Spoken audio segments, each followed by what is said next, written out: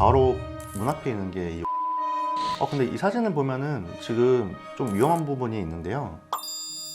오늘의 집. 안녕하세요 여러분. 사연에 맞춰 쉽고 빠르게 공간을 꾸며드리는 3D 인테리어 콘텐츠 대신 꾸며드립니다의 공간 디자이너 혜리입니다. 사연을 보내주시면 여러분의 공간을 자세히 분석해드리고 가구와 소품들을 골라 디자인까지 해드려요.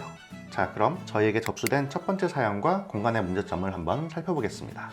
오늘의 사연자님은 31살 여성이시고 직업은 개발자, 그리고 최근에 이별을 하셨다고 하네요. 이별의 슬픔을 잊고 새로운 분위기로 공간을 꾸미고 싶어서 신청하셨다고 하셨어요. 예산은 60만 원 정도 희망하시네요. 사실 이별의 슬픔을 잊기에 가장 좋은 방법이 공간을 바꾸는 거죠. 잘 신청하셨어요. 자, 그럼 공간을 한번 살펴볼까요? 이렇게 도면 치수를 보면은 전형적인 사평 원룸 구조네요. 모양이 미묘하게 손가락 욕을 하고 있는 것 같은 느낌이 들긴 하는데 기분 탓이겠죠? 공간의 가장 큰 문제점이라고 보여지는 거는 짐들이 오픈되어 있어서 좀 전체적으로 공간이 어수선해 보이는 게 좀 문제인 것 같아요. 자, 이 사진을 보면은 현관을 열고 들어오면은 바로 문 앞에 있는 게 이 원형 테이블이에요. 이 테이블 크기만 고려하면 안 되고 테이블 주변에 이제 의자들을 놔야 되는데 그 부분들이 차지하는 영역이 생각보다 넓거든요. 방의 크기에 비해서 테이블의 크기가 좀 아쉽다. 조금 더 작았어도 괜찮았을 것 같아요. 근데 이 사진을 보면은 지금 좀 위험한 부분이 있는데요. 이 냉장고 위에 지금 식기건조대가 올라가 있어요.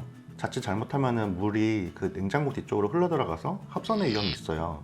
굉장히 위험하기 때문에 패브릭 같은 거를 좀 깔아서 사용하시는 게 더 좋습니다. 개발자라고 하셨는데 개발자분이 일하시기에는 뭔가 굉장히 좋아 보이죠? 아이맥 하나로 책상이 꽉 차 있는데 이 틈새에 보조 모니터도 하나 이렇게 끼워져 있어요.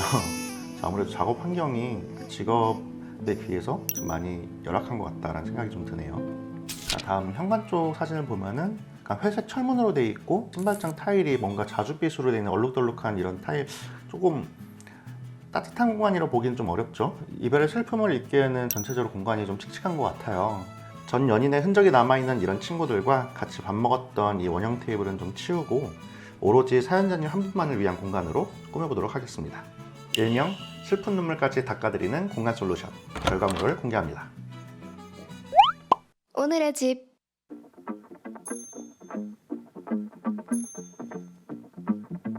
저는 방을 꾸밀 때 따로 침실이 구분되어 있지 않은 원룸 같은 경우에는 저는 침대 배치를 가장 우선적으로 고려를 하는데 기존과 다르게 좀 침대를 현관 쪽을 좀 바라보게 반대로 90도로 배치를 했어요. 근데 왜 서랍형 수납 침대를 고르지 않고 철제 프레임 침대를 뒀느냐? 좀 더 자유롭게 이제 수납 박스나 언더베드 수납 박스나 뭐 캐리어 같은 것들을 좀 넣고 꺼낼 수 있도록 오픈되어 있는 철제 프레임 침대를 두었어요.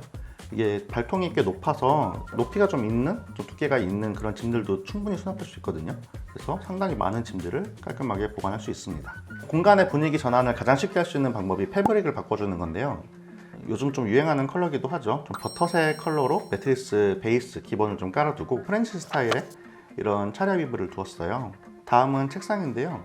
일단 책상이 굉장히 넓어졌죠, 기존보다. 이게 1600 사이즈의 책상인데 모니터를 이렇게 두 개를 놓고도 자리가 남아서 혼자 간단하게 식사까지 할 수 있는 그 정도의 넉넉한 넓이의 식탁을 두었습니다. 식탁이 아니라 책상을 두었어요. 사실 이거를 좀 옮겨서 당겨도 되거든요.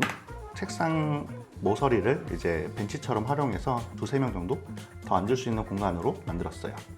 모니터 같은 경우에는 창가 쪽으로 이렇게 돌려서 놓으면은 여기다가 뭐 음악이나 영화 같은 거 틀어놓고 보면서 간단하게 친구들과 여기서 다발을 즐길 수 있겠죠.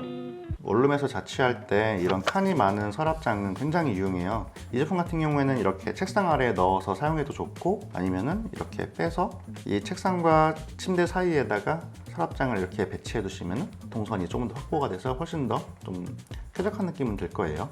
책상에 앉아서 작업을 할 때 조금 더 시야가 좀 탁 트인 느낌이 날 수 있도록 이런 풍경 포스터를 좀 벽에 장식을 해줬어요. 빈티지한 느낌이 들도록 꾸몄습니다. 그 기존에는 이 책상을 실제로 책상으로 사용하면서도 밑을 창고로 써야 되다 보니까 아마 다리도 안 들어가고 좀 불편했을 거예요. 근데 이제는 책상이 따로 분리가 됐으니까 이제 온전하게 이 책상 아래는 잡동사니를 넣을 수 있는 창고, 책상 위쪽에다가는 공간 박스를 이렇게 쌓아서 화장품을 좀 배치를 해서 간이 화장대로 만들어 드렸어요. 이런 원룸 같은 경우에 옵션 가구들이 이렇게 하나씩 있는데 옵션 가구를 반드시 그 용도로만 활용해야 된다는 고정관념에 갇히지 않으셔도 좋을 것 같아요. 제가 아무리 봐도 주방이 워낙 협소하다 보니까 식기건조대를 여기에 둘 수밖에 없는 상황이긴 한 것 같아요. 그래서 냉장고 덮개 패브릭도 하나 골라드렸어요. 자, 그리고 이제 현관 쪽을 볼 건데요.